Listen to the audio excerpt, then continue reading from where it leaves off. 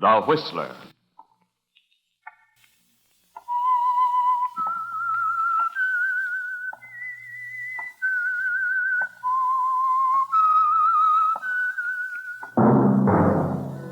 And now, the Whistler's strange story. The Rawhide Coffin.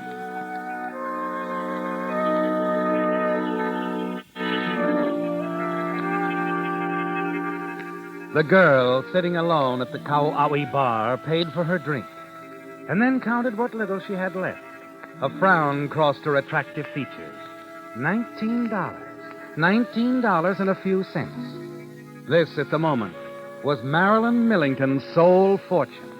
Not a very comfortable backlog for a girl alone in Honolulu. It had been almost 2 months now since she'd quit her job in Los Angeles, followed her boss straight to his Maui plantation to shake him down for a cool $10,000 for what she knew. But something had gone wrong. The authorities had gotten to him first, and Marilyn's dreams of blackmailing her way to Easy Street went up a dead end. She sighed now and picked up her drink and sipped it thoughtfully. Her eyes wandered toward the entrance of the bar. She saw a woman there looking around nervously, anxiously, until her gaze met Marilyn's. Almost immediately, she started toward her, crossing the room in swift, nervous strides. You look like a decent kid.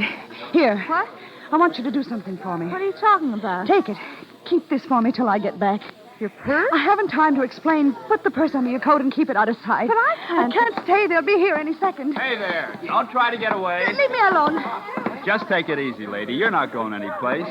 The race is over now. No, let me go. You haven't anything on me, not a thing. We'll just let the judge decide that. Come on.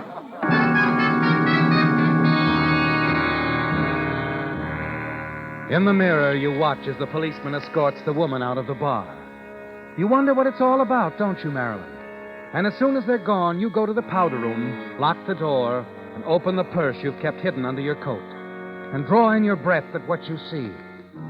It's a thick roll of bills, Marilyn. And confused as you are, you start to count. 800. $800. Yes, Marilyn, $800. Thrust into your hands from out of the blue, just when you need it the most. In your excitement, you start to throw the purse away and then check yourself and decide to investigate further. You dump out the contents, rummage through the usual cosmetics to find a Social Security card, driver's license, and birth certificate. All in the name of Leona Chadwick. And then one thing more, a registered letter also addressed to Leona Chadwick. You unfold it. Dear Miss Chadwick, thank you for answering the advertisement we placed in the Star Bulletin. Our reason for going to these extremes in trying to locate you is to notify you that your uncle, Henry Chadwick, passed away several months ago, and you, as his only survivor, are his sole heir. He suffered losses recently, and his estate now amounts to only $51,000. Your uncle regretted that the untimely death of both your parents years ago resulted in his losing complete track of your whereabouts, and he was deeply sorry never to have seen you since you were a child. However, we ourselves are looking forward to the pleasure of meeting when you arrive in San Francisco. All necessary documents have been prepared and await only your signature. Very truly yours. Well, Marilyn, it's quite a letter, isn't it? But there are some things it doesn't explain. Why were the police after Leona Chadwick? And why was she so anxious to get rid of her purse? As you leave the bar and walk down the street, you still wonder, don't you, Marilyn? Wonder if maybe there's more in all this for you than the $800. The thought stays with you throughout the night, and the following morning an idea occurs to you. You decide you're going to find out more about this Leona Chadwick. You hurry down to the courthouse, and after several inquiries, you find what you're looking for. A half-filled courtroom, and you're just in time. For the woman who handed you the purse last night is now standing before the judge. Well, so you're back. Yes, Your Honor. This time I see you're booked as Thelma Porter. One name's as good as another. I thought you'd learned your lesson the last time you were in here. Guess I didn't. 2 months ago, I gave you the opportunity to straighten yourself out. I thought you were smart enough to see. I guess I'm not smart. Now, see here. Why are you always getting into trouble? You've been in Honolulu 10 years now, and you've been in and out of jail for 9. What's wrong? You look like you're from a decent family. The best, Your Honor. Then why don't you tell me your real name? If we could get in touch with your family, maybe they'd make things easier for you. Thank you, Judge. But you'll never know my real name. Never. Have it your way. Why didn't you report to your probation officer? I was away visiting friends, but I can pay my fine. There won't be a fine this time. This time you're going to prison. 30 days. 30 days. But, Judge, I've got to go to San Francisco. Sorry, 30 days. Please, Your Honor. I've just got to get to San Francisco.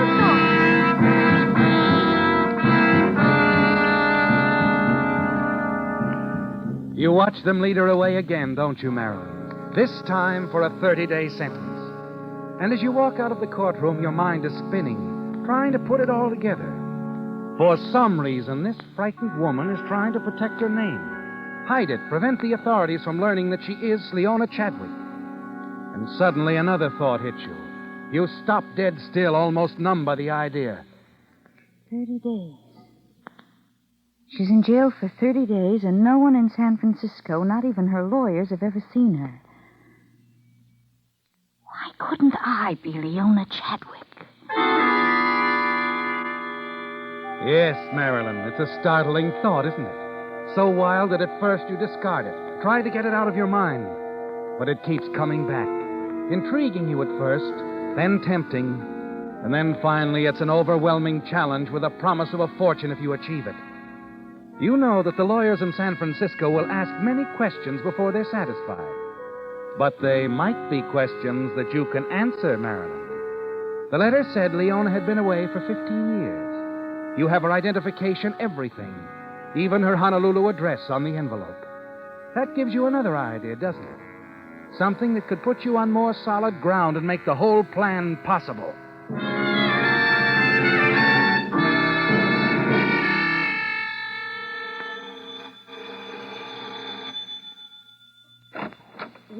Yes, what is it, dearie? How do you do? Are you the landlady here? Yes. Mm-hmm. Yes, I'm Mrs. Cooksey. Well, come about a room, have you? Well, no. You see, I'm a reporter for the Star Bulletin.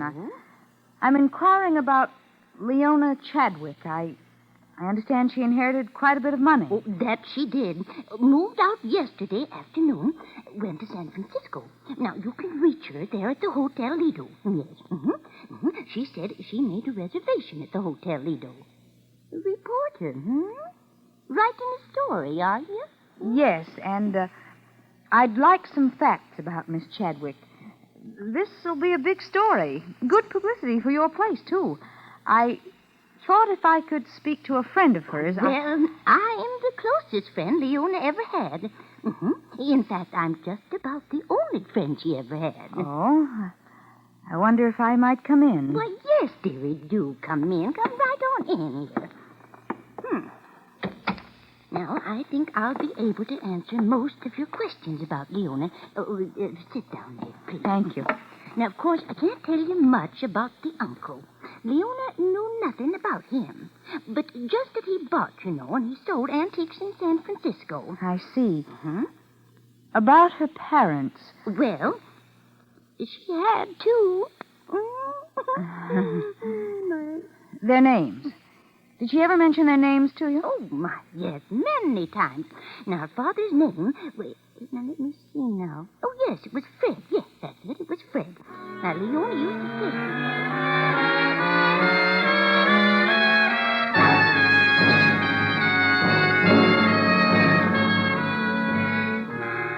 say... Yes, Marilyn, you write it all down, don't you? Take a half hour of careful notes for your paper until you have nearly 20 pages of information, all of it concerning Leona Chadwick.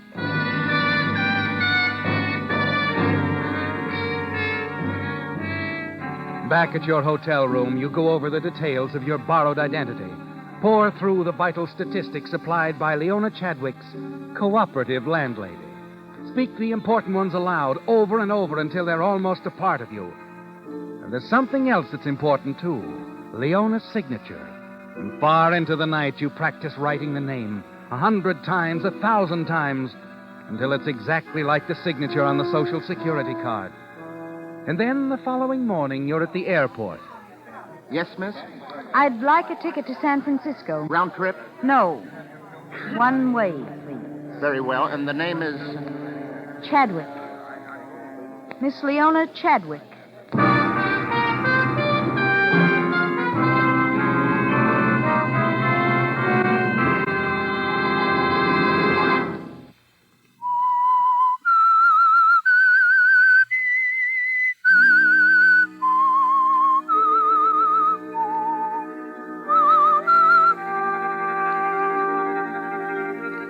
It's exciting, isn't it, Marilyn, the way it all began?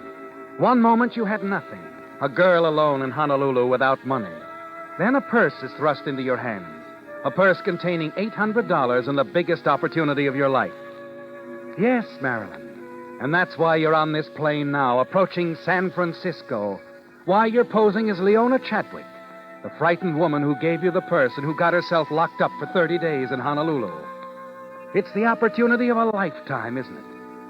With a letter addressed to her from the San Francisco lawyers, with her identification, the knowledge of her past life, you're about to try for the gold at the end of a rainbow, a fortune left to Leona Chadwick by her uncle.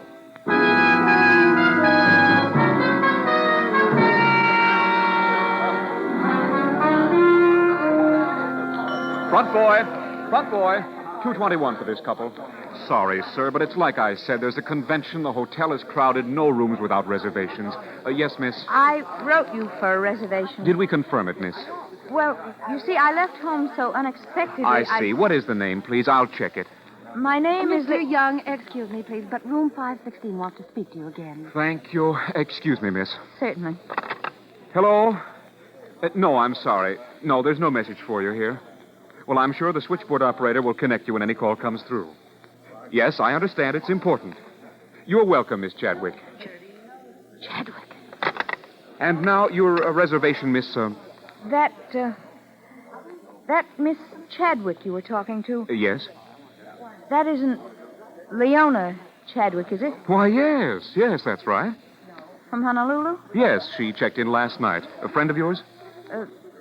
Yes. Yes, she is. I see. Now about your reservation. What was the name again, please? What? Oh, Malloy. Hazel Malloy. Malloy. Mallory Malloy. Oh, I'm sorry, Miss Malloy. There's nothing here. We probably wrote you that we were all filled up. Yes, perhaps that was it. Never mind. We'll let you have the very next signal room that's vacant. Thank you.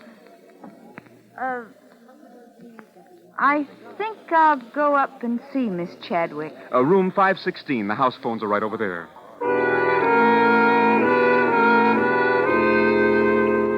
Well, Marilyn, your scheme hasn't worked out according to plan, has it?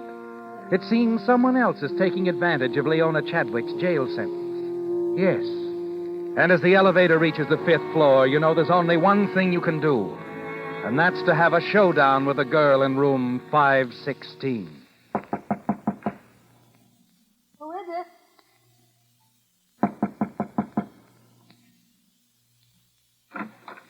Yes, what is it? So you're Leona Chadwick. Why, yes. What? May I come in? Thanks. Now, just a moment. What do you want? Just a friendly little chat. First of all, who are you, really? Who am I? I'm afraid I don't understand. Look, you're registered as Leona Chadwick. But who are you? Now, see here. Come on, throw away the bobby pins and let your hair down. Whatever it is you're getting at... Let's put it this way, then. I want to play Leona Chadwick, too. My dear girl, I have no idea of what this is all about. But it's beginning to tire me. Leona Chadwick's in jail. You and I both got the same idea, to collect her inheritance while she's tied up. I hate to disappoint you, my dear. But I am Leona Chadwick. Sure, say it often enough and you'll believe it. I think I can explain your unfortunate confusion. This girl in jail, she had a purse, perhaps? Purse? What do you mean? The purse was mine. That girl was a thief. She grabbed it from my arm just as I was going through the gate to get aboard my plane. That purse was hers. The only reason she gave it to me was to hide her identity. If she gave you the purse, she was only trying to dispose of stolen property before the police could find it on her. Got it all figured out, haven't you? Very convincing story. Only I don't believe it. It really makes very little difference to me whether you do or not. If you are Leona Chadwick, why don't you call the police? Right now. That's an excellent idea. Well, go ahead. What are you waiting for, Leona? Call them. All right.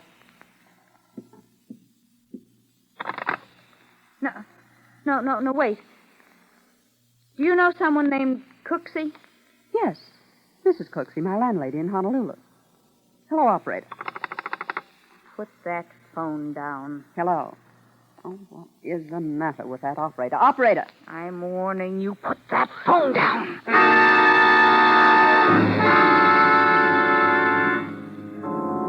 Hello? Hello? Yes, operator. It's nothing. I accidentally knocked over the phone. As you replace the receiver, you stare at the lifeless body at your feet, unable to believe what's happened. It's like a nightmare, isn't it, Marilyn? Something unreal, and you don't belong in it. You shut your eyes tightly and try to blot out the scene, but it's no use. It is real. It has happened, and you're a murderess. Now you must act. You must get rid of her body somehow. You look around the room. Your eyes fall on a large rawhide trunk in the corner. It's perfect, isn't it?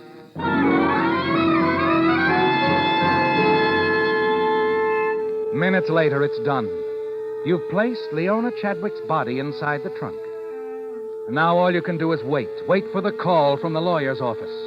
The same call that Leona was waiting for. It's got to come, soon. You tell yourself that. And as the moments tick into hours, you become increasingly worried. And then... Yes? Miss Chadwick? Yes? This is Miss Mencken at Hodgkins and Winters.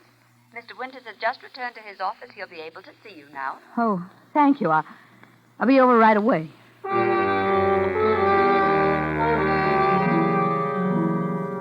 As you lock the hotel room behind you, you pause for a moment in the hall. It worries you, doesn't it, Marilyn? Leona still being in there while you're gone. But you're quick to reassure yourself that it's safe, that no one will open the trunk. And by the time you've reached the street, you've driven the thought from your mind. 10 minutes later, Miss Mencken ushers you into the private office of Mr. Winters. Well, Miss Chadwick, this is a pleasure. Do sit down. Thank you, Mr. Winters. Sorry I couldn't see you this morning when you called. I had business in Oakland. It's quite all right. Gave you the opportunity to see a little of our town, Yes, I... Well, so we found you at last. You gave us quite a time of it, you know.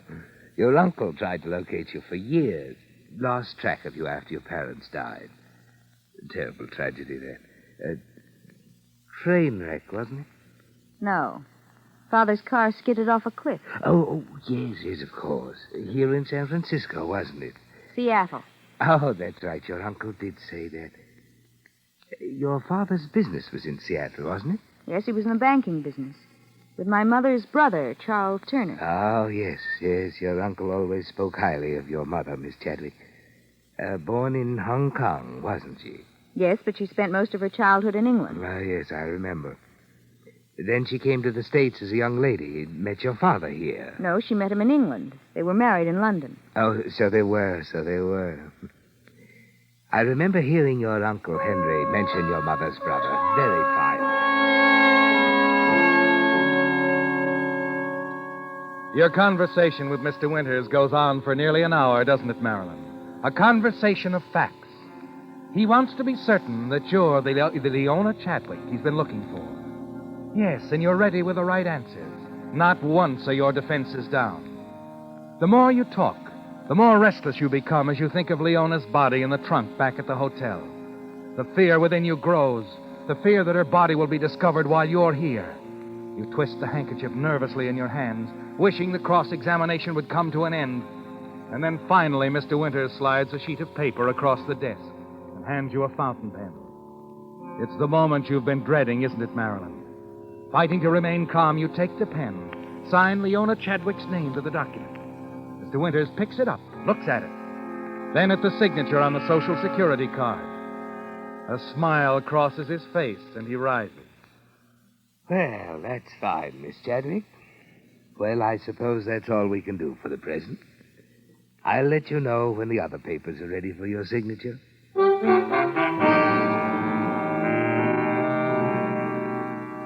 A moment later, you leave Mr. Winters' office.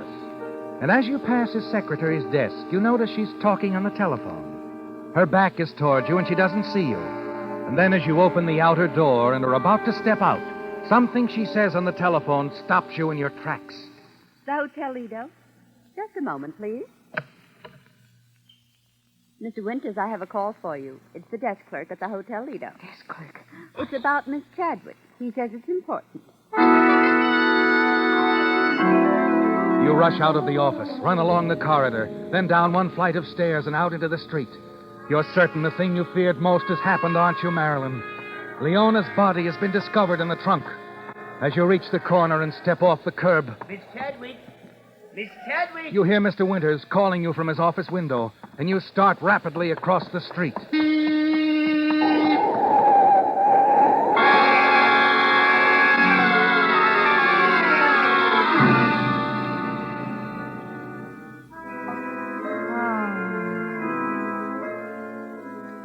Hello.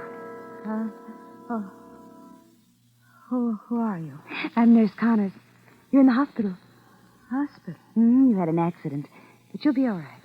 Accident? You were struck down by a car. You've been unconscious for over 12 hours. How do you feel, my dear? Oh, Mr. Winters, You know, see. I feel somewhat guilty about all this. If I'd run out after you instead of trying to call you from my window, I might have prevented it all. What do you mean? Well, there was a phone call for you from your hotel.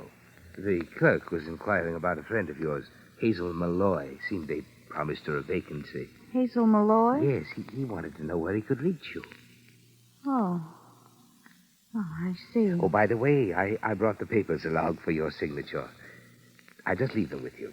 Oh, thank you, Mr. Winters. And there's no hurry whenever you feel up to it. You need rest, my dear. And don't worry. Everything's going to be all right.